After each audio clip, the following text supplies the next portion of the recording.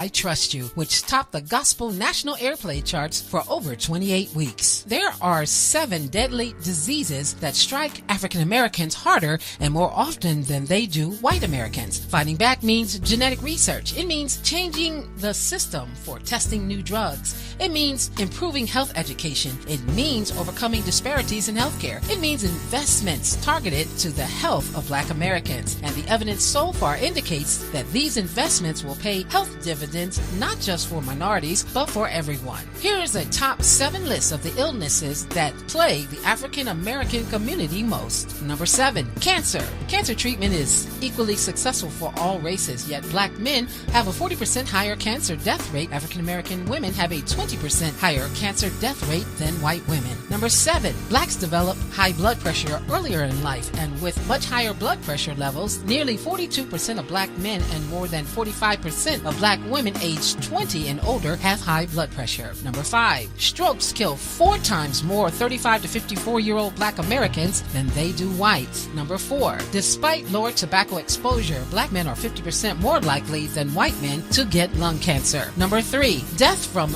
lung scarring, sarcoidosis, are 16 times more common among Blacks. The disease recently killed NFL star Reggie White at the age of 43. Number 2, African Americans are 3 times more likely to die of asthma, and the number 1 killer of African Americans is diabetes. It's 60% more common in Black Americans than in white Americans. Blacks are up 2.5 times more likely to suffer a limb amputation and up to 5.6 times more likely to suffer kidney disease than any other people with diabetes. Well, that's your top 7 most deadliest diseases that plague the African American community and your gospel news. I'm Nina Taylor. Let's get back to more great gospel music on this great station.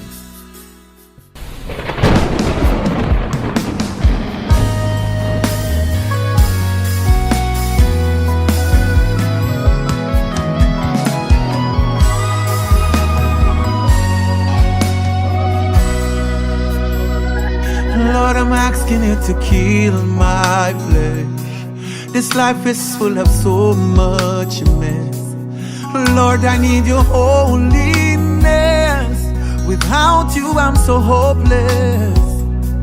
Get rid of all the selfish lives and make me that of just like Christ. Remake this clay and let me stay so I can sit and hear your voice. Oh Lord, I need your help. I can't make it on my own. And Lord, I need your strength. I can't walk this road alone.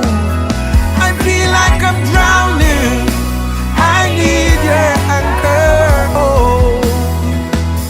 Oh Lord, I need your spirit. I can't walk this road alone. Lord, I need your presence day by day. Make over this broken clay. I've gotta change my old ways. I'm desperately seeking your face. So meet me at the altar. So many times I falter. Grant me this heart of praise. Let your Holy Spirit move in this place. Let your Holy Spirit move in this place. Oh Lord, I need your help. I can't make it on my own. And Lord, I need your strength. I can't walk this road alone. I feel like I'm drowning. I need your anchor. Oh Lord, I need your spirit, for I can walk this road alone, alone, alone. This moment, I'm in your presence. Grant me this favor, straight out of heaven. I salute this moment, I'm in your presence. Oh Lord, I need your spirit. I can walk this road alone. Oh Lord, I need your help. I can't make it on my own. And Lord, I need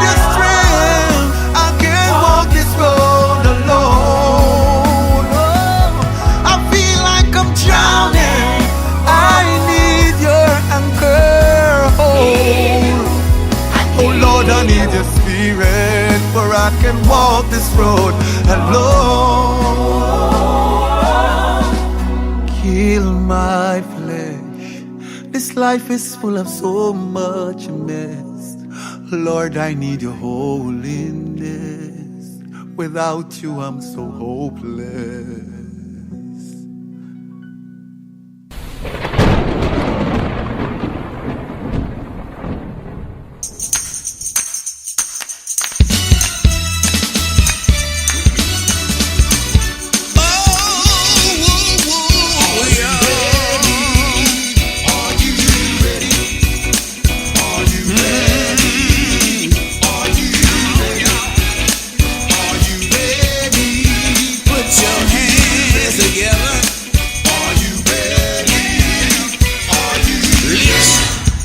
Reminded of a story about a man named Job.